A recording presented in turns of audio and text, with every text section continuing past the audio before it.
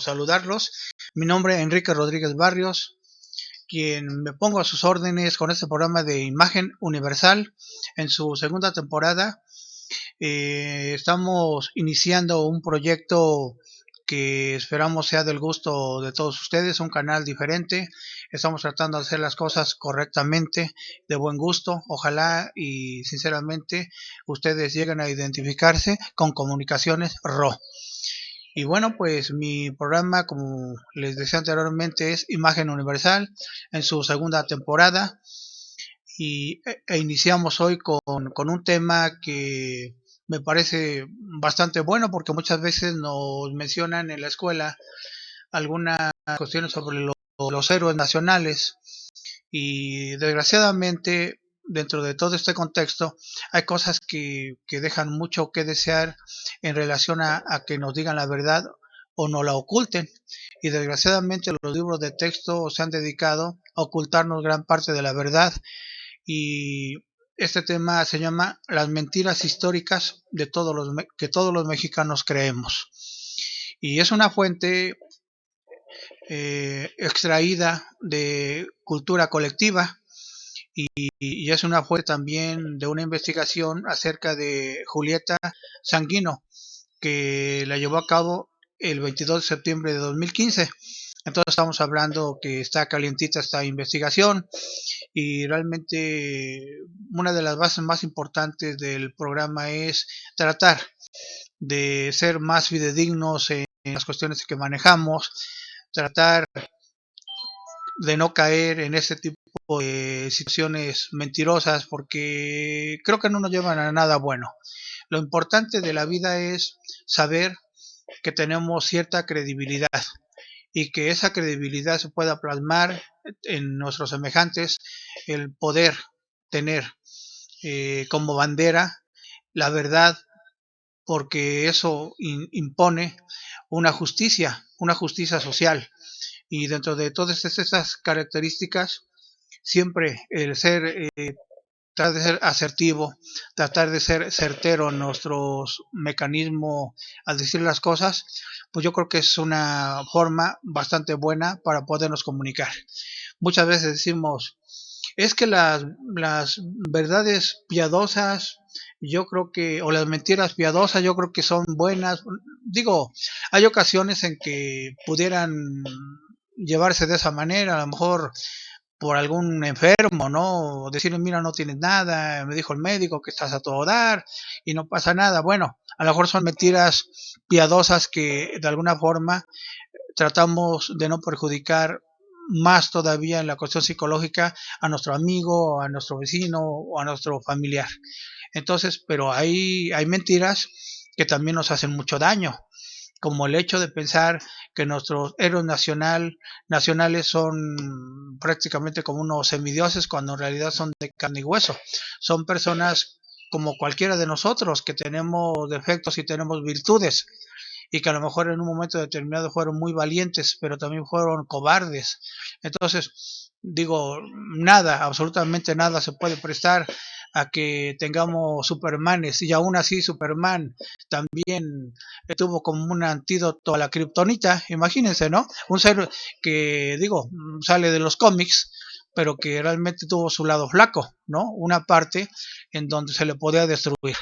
Entonces, bueno, entrando con este tema de las mentiras históricas que todos los mexicanos creemos, y más bien que nos hacen creer, porque esa es la realidad de las cosas. Iniciamos con uno de los héroes nacionales que muchas veces nos lo tenemos como una bandera en la cuestión mexicana, porque viene de unas raíces indígenas.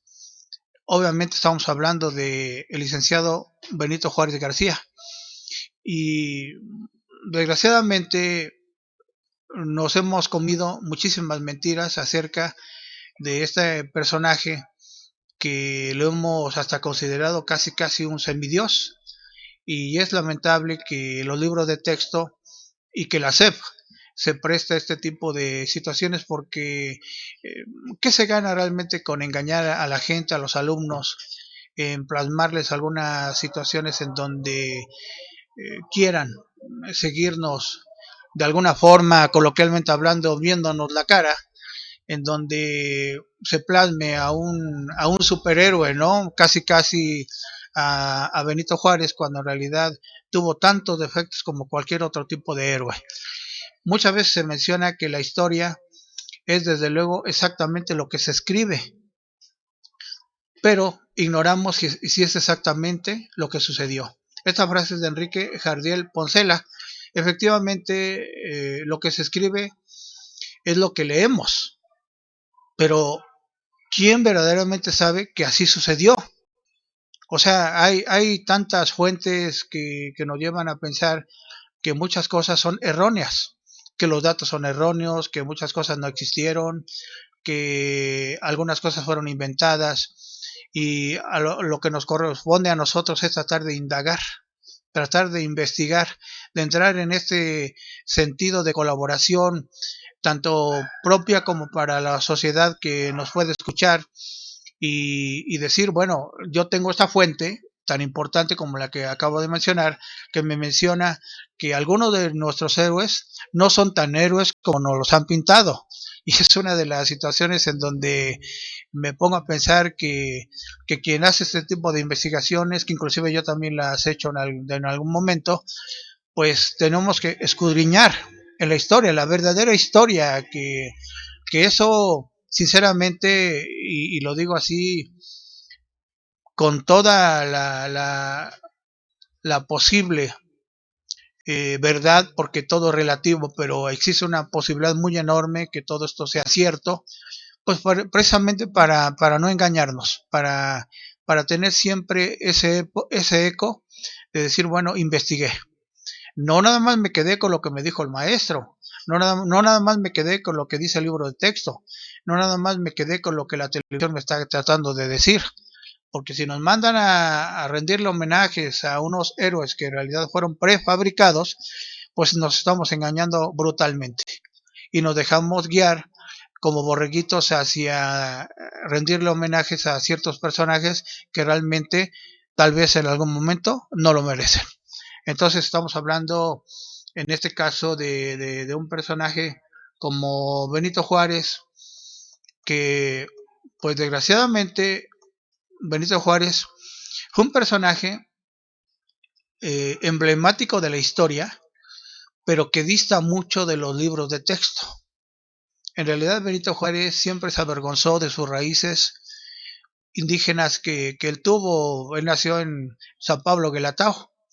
Entonces muchas veces se nos marca un indito que logró tener una inteligencia sobrenatural para llegar a ser el presidente de la República, cuando en realidad efectivamente fue un indígena, pero fue sumamente ayudado por algunos sacerdotes, por su padrino, por algunas personas que se interesaron en él. No niego que haya sido un personaje inteligente, desde luego que sí lo fue, pero dentro de su inteligencia también existió una cierta maldad.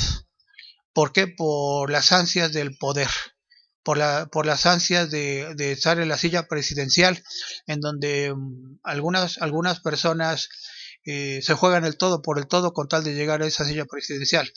Entonces, bajo la idea de un indígena que vivía en la sierra y caminaba kilómetros para llegar a la primaria, Juárez se ha coronado como uno de los más grandes ejemplos a seguir. Sin embargo, la historia real es otra.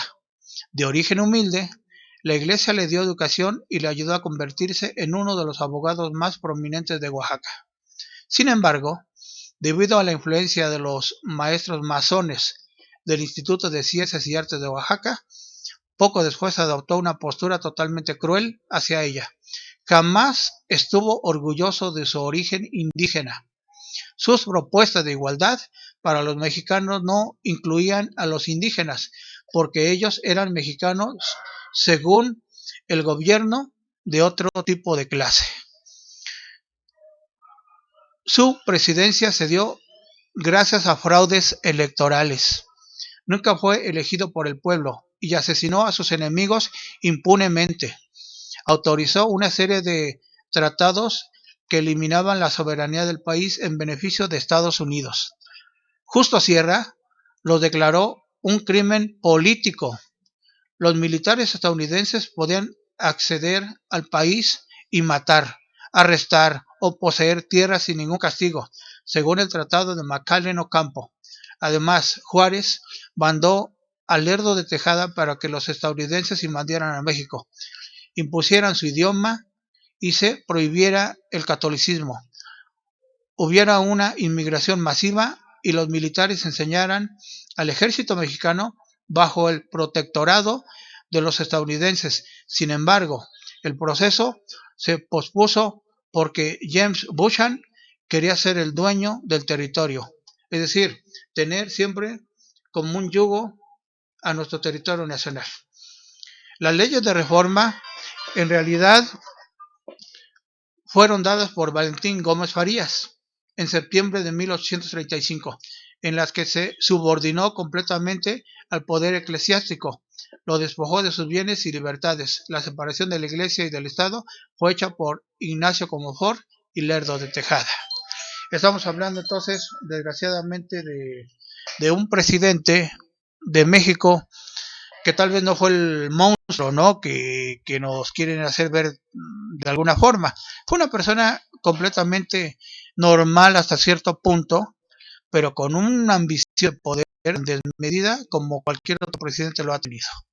Entonces, no queremos colaborar con la creencia de un Benito Juárez que nos ponen de ejemplo, que andaba ahí la clase indígena, que andaba pastoreando. Digo, a lo mejor sí lo hizo en su momento, pero y también podemos decir que fue un hombre muy inteligente, pero desgraciadamente un hombre extremadamente ambicioso. Traicionó sus propios ideales, traicionó a su propia gente por venderse a lo que le convenía a Estados Unidos. Y entonces estamos hablando de un Benito Juárez de carne y hueso que tenía tantas cosas a su favor como muchísimas en contra. Y nos encontramos ante un Benito Juárez de carne y hueso, en donde tuvo algunos aciertos y tuvo desgraciadamente muchas fallas. Bueno, nos vamos a nuestro primer corte comercial y enseguida regresamos.